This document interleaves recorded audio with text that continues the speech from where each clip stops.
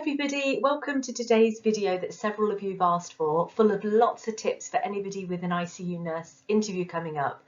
One of the most important things to do is to spend time preparing and reading around those questions. So I'll be signposting some key documents and some key websites linked to critical care nursing to support your preparation, and I'll also present some generic areas and topic areas for questions that you might be asked to interview and some example questions so you can prepare for that as well. So I hope you find this video useful, and I wish you all the best in any future interviews. So once you receive your invite for your interview, your preparation starts, because you need to establish what type of interview, and there's different tips I can give you for different types. Whatever type of interview you've been invited to, you need to be on time, you need to come across as professional. So check the location of the interview, face-to-face interview. Even if it's a local interview, you might not know where the room is necessarily, so you need to be on time. More and more interviews are being conducted virtually now, so you should check your internet connection for a virtual interview. And again, get in on that meeting early as well if possible. Also, don't use a mobile phone if you've got a desktop computer or tablet to conduct that interview, because you really need a fixed screen. I have seen people do interviews with their mobile phone, they're holding their phone, the screen's moving around, and also you're going to become tired if you're holding your phone for the duration of your interview. You really need a fixed screen, and your arm's going to become tired otherwise. But if you do need to use your phone because your computer's packed up, try and fix it in one position so you can concentrate on answering your questions and not worrying about holding your phone. Also, make sure, if it's a virtual interview, make sure the room is tidy, you're in your background, you look professional with a quiet atmosphere. If you can't do the interview at home for whatever reason, you can potentially book quiet rooms at universities or libraries, or even with an employer if you're on placement. So I've done that before for a student nurse who had 4 children and she had poor internet access at home. So a lot of employers, if you ask your mentors and your practice supervisors, for example, or educators, you might be able to book a room.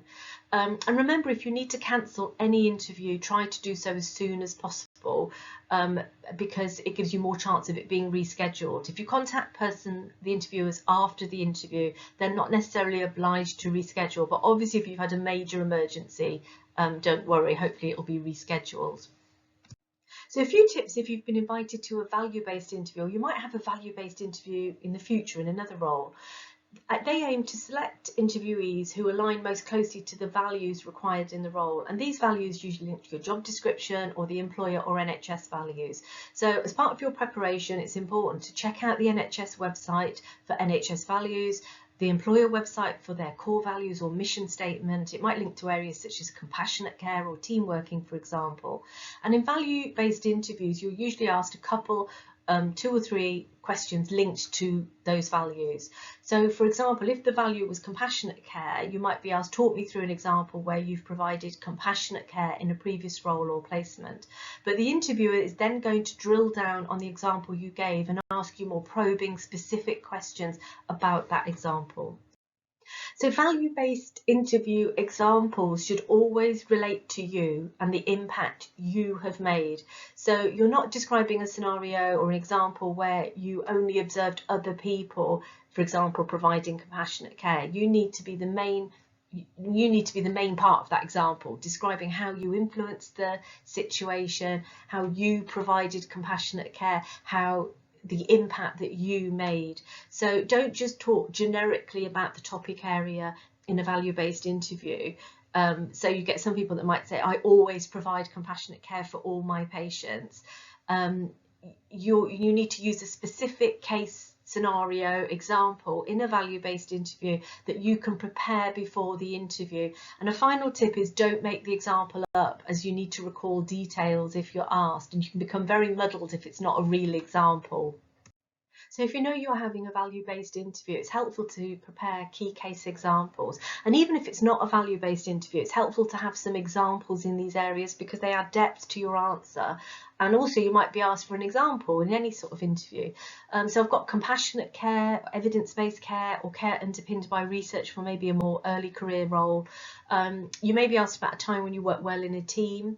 And then for more senior positions, it might be an example where you've led a project, you've organised, managed a project, or quality care across the service. So you can still have these themes, but for more senior positions. Also, education, staff support or wellbeing might come up. And another classic question for value-based interviews is dealing with challenges or learning from a challenge. If your interview is a more senior position, some employers will request a presentation, or you might take part in a group exercise. I've got some free videos on my YouTube channel with practical tips to help you prepare for a presentation at interview or a group nursing interview. Also got a video with example questions to ask the interviewers at the end of your interview, and some example questions for sort of more senior positions at band 6 or band 7. So I hope those videos help. So working through your interview preparation systematically, it's helpful to start with background preparation about the role and service. And I always suggest that you start with the job description so that you are really clear about the type of critical care unit, the service that you've applied for, and what the key responsibilities are in the role, the key types of conditions and what you'll be doing in the role. You've got neonatal units, paediatric critical care, is it a general critical care, or is it a more specialised neuroscience, cardiac or trauma unit?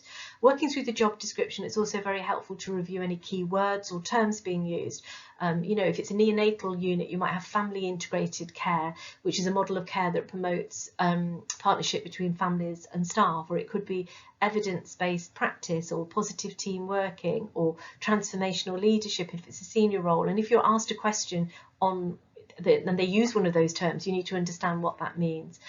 Try and book an informal visit early on if you can, so that you can gain some additional insights into how the unit and team works. You might have worked there as a student already, but it's still good to book an informal visit. It shows you're motivated, you're proactive, and on your informal visit, you can arrange an informal visit by emailing or telephoning the unit manager or the recruitment lead. But during an informal visit, you get to do a walk round and you can have an opportunity to ask some questions. So you could ask how the team works, how many teams they've got. You can ask how the team utilises assistive roles and integrates roles such as the nursing associate, assistant practitioners or healthcare assistants if they have them in that unit. How are they utilised? And also if it's a senior position, it helps to ask about what the main challenges in the unit are currently. If you can't book an informal visit for whatever reason, it might be too far away, or it might be that they just don't have time to provide that, you can always check out the employer website, you can email, book a virtual meeting, or talk to recruiters on the phone to ask questions about the role. It's really easy to go blank in an interview, so just revising some key terms so they're fresh in your mind helps. And I've got several short videos that summarise key terms and give a simple overview. They're all free on my YouTube channel. So if it's a senior role, for example, you might have responsibility for research, education, audit, quality improvement, risk assessment across the unit. So you might find some of these videos helpful for your preparation. Another important aspect of your interview preparation is reviewing local and national standards, policies and guidelines related to the critical care role. If this is an early career role, read around some of the local and national policies, procedures and risk assessments. But you don't need to know them all inside out, but revising them, it just helps if you're asked a scenario-based question.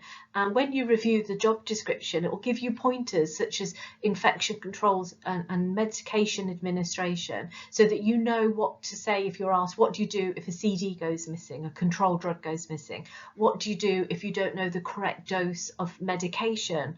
Because there's very powerful medication, paralysing and sedating agents used in ICU. Do you know about the escalation pathway? So what do you do if something goes wrong or a patient deteriorates? How do you escalate? And safeguarding policy and procedures important to review. Also complaints procedures. So if a family member's not happy and wants to complain. So have a look at those, some of those procedures and policies. I've also put down DNA, CPR, so do not attempt cardiopulmonary resuscitation. It might be worth looking at organ donation for transplantation, sepsis as well, tracheostomy care, and using and disclosing information, so linking to confidentiality. For example, you might be caring for a lot of relatives and family members coming in, and disclosing information is really important, and confidentiality. So have a look at policies around those areas. It's also very helpful to go over the A to E approach to assessment. You might be asked a clinical scenario-based question linked to a deteriorating patient, and a key skill working in intensive care units relates to using a systematic and problem-solving approach. I would also suggest some key websites and documents before your interview. The Faculty of Intensive Care Medicine website and the UK Critical Care Nursing Alliance website, because these organisations facilitate collaborative working across nationally recognised critical care organisations across the UK, and that includes the Royal College of Nursing. So they've got some key documents linked to training, education, workforce standards and research in critical care. The Intensive Care Society website, Paediatric Critical Care Society website, similarly, we've got some key standards and documents.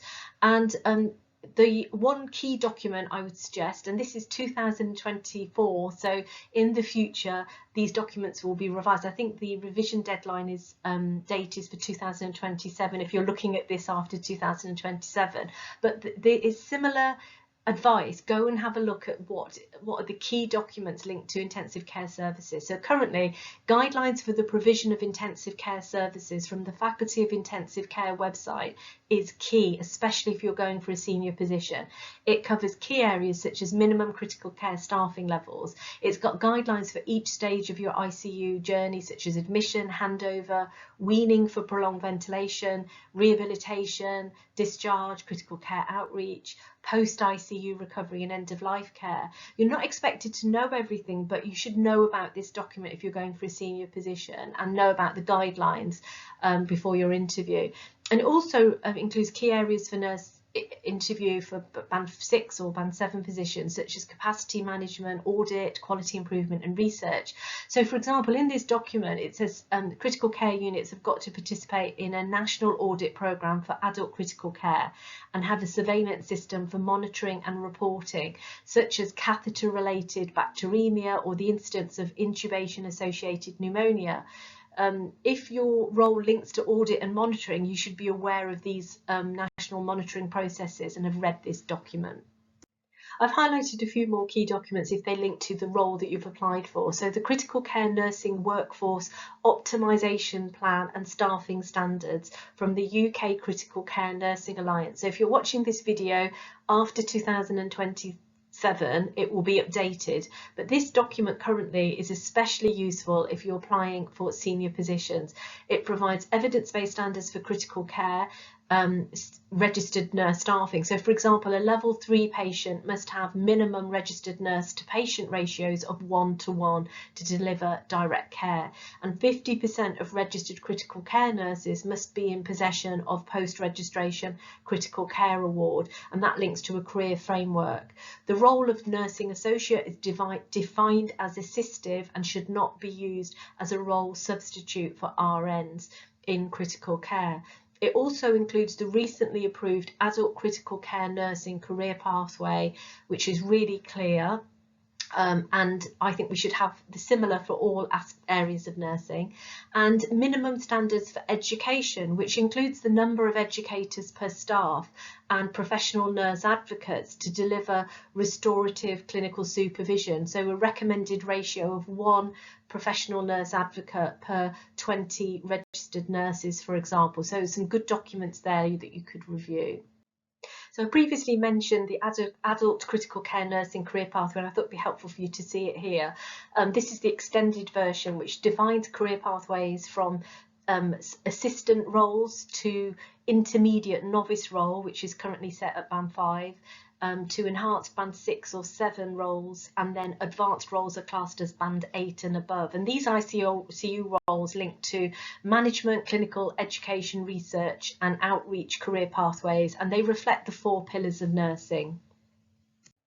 Whatever role you're going for, there's also a national competency framework for registered nurses in adult critical care and in paediatric critical care. So for example, we have step 1 competencies used for registered nurses in a level 3 critical care unit, and they include competencies for assessing complex patients and communication, and then it goes up to step 2, steps 3, right up to step 4, and those competencies are for more senior positions. So for example, a core competency would be to take charge of a unit and coordinate and prioritise care. I'd also suggest you look at the NHS website. It signposts, so for example, your NHS websites in England, Scotland and Wales. So in NHS England, we have signposts for minimum standards for NICE guidelines for neonatal, paediatric and adult critical care. And then ICU Steps is an intensive care support charity that provides lots of resources on their website, and it's run by former intensive care patients and relatives to support patients and relatives patients who have suffered from critical illness and their families. And on the website you'll see drop-in support meetings for patients, and there's an intensive care guide for patients and relatives, and it's translated into different languages. And there's also a visiting the intensive care unit activity book for children who are visiting a relative in intensive care, and NHS hospitals can order and print copies of those. So this information and this website's really useful. If you're asked any questions on how to support families or children in ICU, you could bring in that you'd looked at the ICU Step website, for example. Prior to interview, have a look at some key standards and guidelines. The Faculty of Intensive Care Medicine website details the NICE guidelines, has them as a resource, national guidance and NICE guidelines.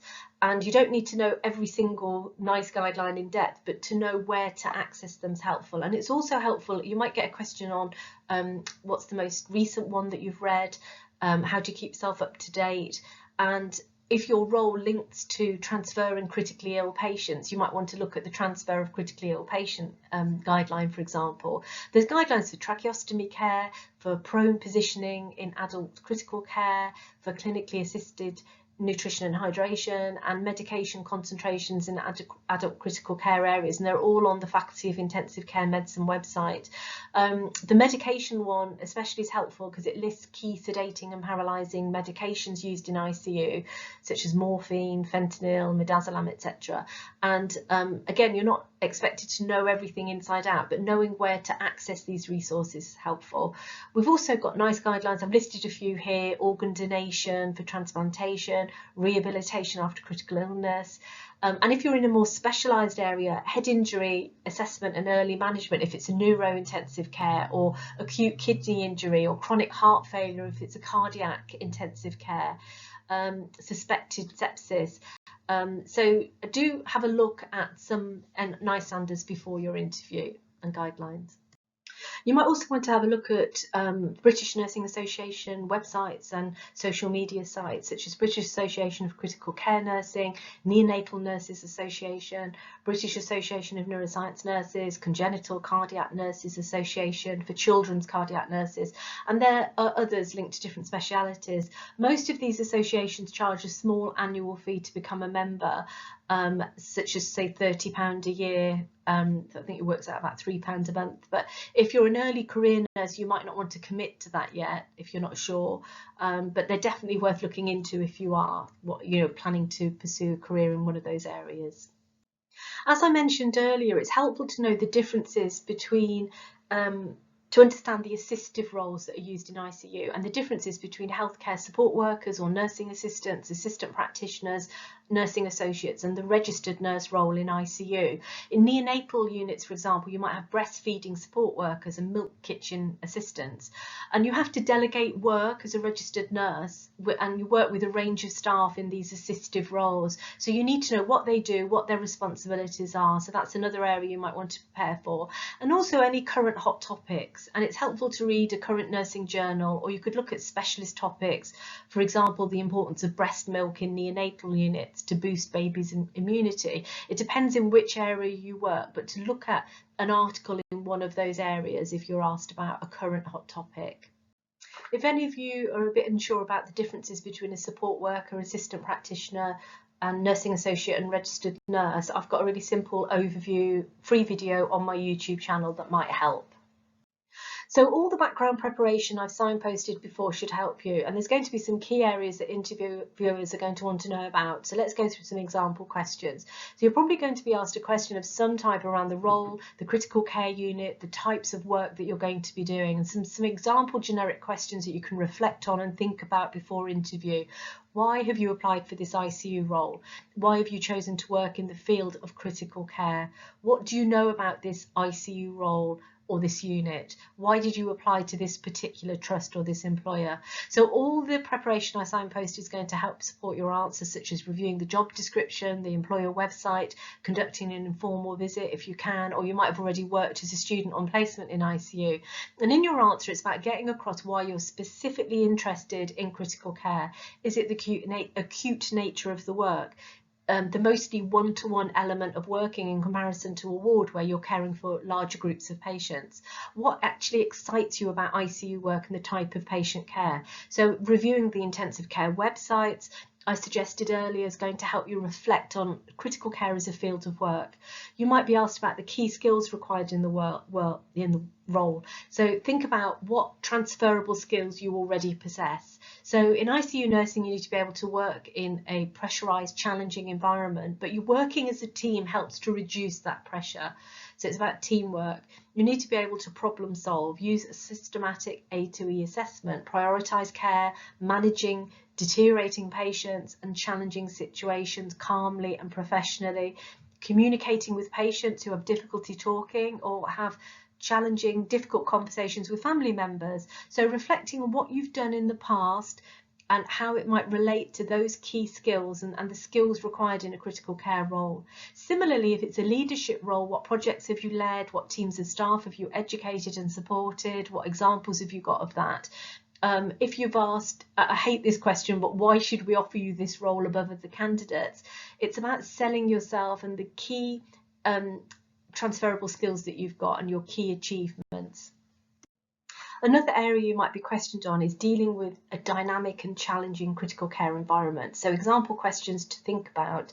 What are your strengths? They might start with, and then ask, if you're offered the role, what challenges do you envisage when you first start the role? Or if you're offered the role, what will you need the most support with? And the interviewers are looking to see that you understand the nature of the role and critical care work, that you can reflect on your individual learning and development needs, but also that you can plan to seek support where needed, escalate if you find anything particularly difficult, that you're reflective on, you reflect on your practice and develop skills and knowledge through training and education, that you're happy to receive constructive feedback, conduct professional development reviews, and have good communication with managers and educators to develop your skills and knowledge in any areas that you need development in.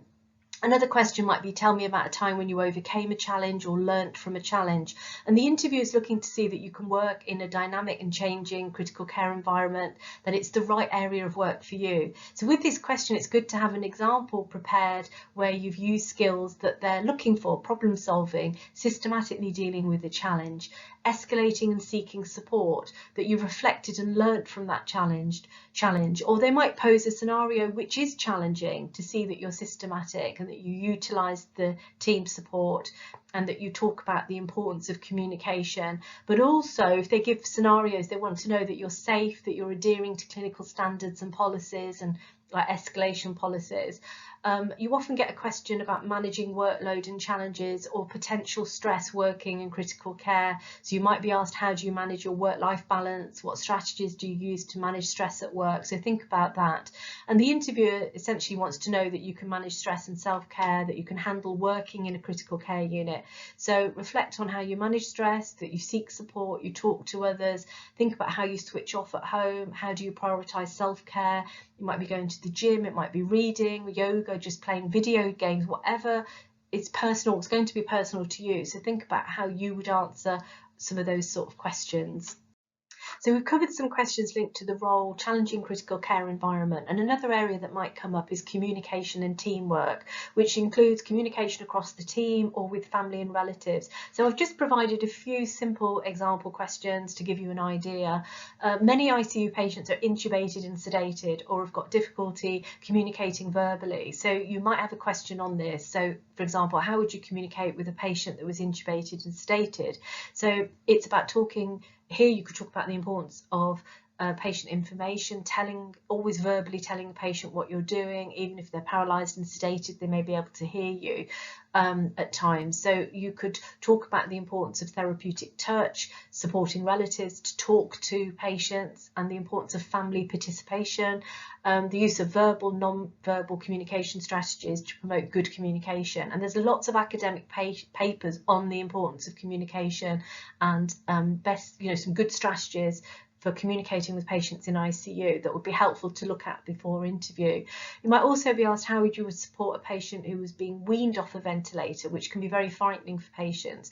So think about strategies for calming the person, having calm environment around the patient when they're extubated, providing reassurance, always telling the patient what's happening, working with the anaesthetist, making sure the patient's not in pain, involving patients' family again. As I mentioned earlier, there's national guidance for weaning patients, so adhering to standards and an evidence base is important. And also thinking about family relative communication. So how would you promote family integrated care or involve the family in patient's care? How would you promote person-centered care in ICU? So these are some other sort of questions that you might get. And this could include identifying who next of kin is, who's the nominated person for contact, because you might have lots of relatives coming to visit. So it's important to know about disclosing information, looking at the policies, as I mentioned earlier, about disclosing of information and confidentiality, but talking through communication strategies, finding out about the person who's the critical care patient as a person. So having a photo up when they were well, what did they enjoy doing, do they have a patient passport, always reassuring the patient and family. And there's lots of papers on strategies you can use linked to therapeutic touch and encouraging participation, such as holding patient's hand and family participation in ICU. So how would you support a family member who wanted to complain about the care and their relative was receiving in ICU? So that's another area of communication. And interviewers might give you a scenario of a complaint. So you need to establish what the issue is, what the complaint is, take them to a quiet room, promote active listening. Is this something you can resolve easily, or does it need escalating? Do you need to refer them to PALS, the Patient Advice and Liaison Service, complete an incident form, documentation? So again, helpful to look at those policies beforehand on complaints and escalation procedures before interview, and how to de-escalate situations. If you're asked anything on dealing with conflict, patient complaints, or difficulties, team members not getting on in a team, for example, if it's a leadership position, I've got a free video on how to deal with conflict and incivility for nurses with lots more sort of detail if you're interested on my YouTube channel. So a few more example questions linked to communication and teamwork. What aspects of care would you delegate to healthcare assistants if offered the role of staff nurse in ICU? And I previously went through the importance of knowing the difference between assistive roles such as support worker or nursing associate, which would help you answer this question. Tell me about a time when you positively influenced care through teamwork. So the interviewer wants to know that you're a team player, you can promote positive team working. So think of some good examples before your interview. Or one good example. If it's a more senior position, the question will link more to the whole team working positively and collaboratively, with the question like, how would you plan to promote collaborative team working across the ICU team? So this links to clear lines of communication and communication structures and promoting positive teamwork, and there's lots of papers on strategies you could use. If you're applying for a senior position, I have videos on team working in nursing, coordinating nursing care, and developing leadership skills in nursing. So you might find those helpful as well as part of your preparation for a senior position. As well as teamwork, you might have questions related to care delivery and quality care. So give me an example where you've delivered compassionate care, quality care, or an improvement in care where you made a difference to a patient. You might have they might ask you about when you led a quality improvement or a quality improvement project if it's a senior role. So how do you know when you've delivered quality care? How do you evaluate your care? And we evaluate our care through patient and relative feedback, through observations. For example, we observe a wound healing. Managers receive evaluative feedback from local staff and patient surveys, local audits, complaints and incident data. If the position is a more senior role, in ICU. You might also be asked how you would plan to evaluate the quality of care across the ICU if you were offered this role. And for more senior positions, we're looking at the national audit programs and evaluation, linking to national audit programs, complaints, incident reports, and those national monitoring systems, which I signposted earlier in my talk. So all the interviewer might give you a scenario such as there's been an increase in intubation associated pneumonias. How would you plan to manage this? So again, that would be more for sort of a leadership role. So I have 3 videos on my YouTube channel on a quality improvement playlist and a leadership playlist. So they're all free on my YouTube channels. So do check them out if you think they might help your preparation. You might also have questions linked to support, training and education. So for an early career nurse, how do you keep yourself up to date with research or the latest evidence? Give an example where you've recently provided evidence-based care. Give an example where you supported another member of staff and how this impacted on them, or an example where you've educated a patient or staff member in your role. And even as students, you might have provided patient education or supported first-year students or healthcare assistants. So think about an example before your interview. What would your first 3 objectives be if you were offered the role? How would you support a staff member who told you they were struggling if it's a more senior role? So if you're going to be a team leader, for example, you'll have to support staff who might be struggling, and you should use an empathetic approach, balanced approach, and offer well-being support and ensure, but also you've got to ensure patient safety if it relates to a competency or safety issue. So offering support, training, education to the person. It's helpful to read performance and management policies, which should include performance improvement plans, constructive feedback meetings and strategies and processes to support any staff member who's struggling. Again, it depends if it's a work-life balance issue or whether it's that they are struggling in the role and they're not meeting the competencies and requirements of the role, because that could be a posed scenario question for a senior-based role, for example. How would you ensure the learning needs of your team are met, again in a senior role, and how would you promote compliance with statutory mandatory training? What strategies would you implement to retain staff in your team? So these are all for sort of more leadership roles. If you're applying for a senior position, you might want to check out my nurse education video overview of key terms and standards as well, that's free on my YouTube channel. So you should also prepare for some scenario-based questions, and I mentioned I signposted key documents and websites, but also looking at standards and some key standards such as medication administration, for example. So what would you do if you found CDs were missing from a drugs cupboard, or what would you do if you found control drug keys were missing at the end of the shift? So this links to key policies and procedures, escalation, documentation, etc. So I'm not going to answer the question for you. Think about how you would answer such a question. A colleague has accidentally given a double dose of medication. You realise that this has happened on the shift. What do you do? So again, adhering to key policies, support, escalation and documentation, etc., incident reports. A patient who has recently been extubated and weaned off a ventilator falls out of the bed and hits his head, what would you do? So thinking about the physical assessment, A to E, you're using a systematic approach. Moving from the floor, have they a potential neck or spinal injury, for example? Do you need to use the spinal board rather than the hoist? But it needs escalating for medical review, this situation. And Glasgow Coma Scale assessment is very important for neurological assessment, to have a current assessment, but also if they neurologically deteriorate later, they might need a CT head scan. So then you're thinking about falls prevention and strategies. So you've got your immediate assessment and needs and managing the situation, and then long-term looking at falls prevention strategies.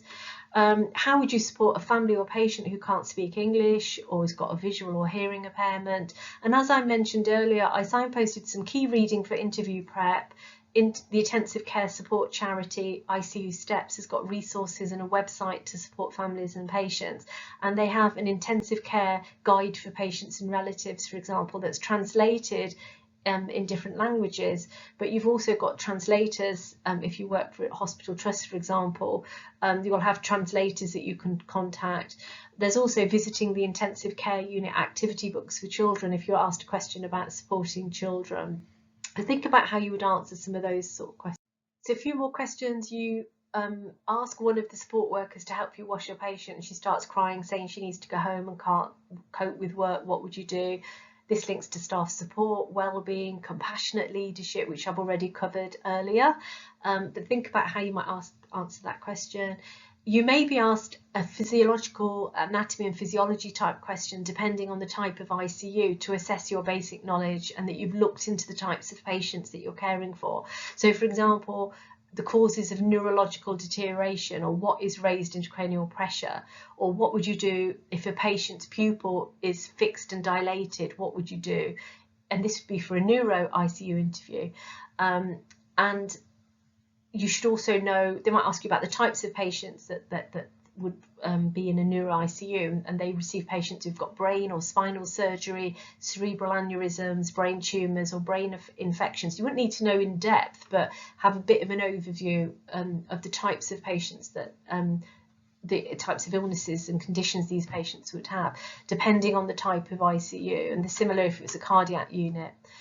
What are the potential complications to patients who are on ventilators for long periods? So this could be for any ICU. So you should know that long-term potential complications such as pressure sores, infection, a higher risk of infections.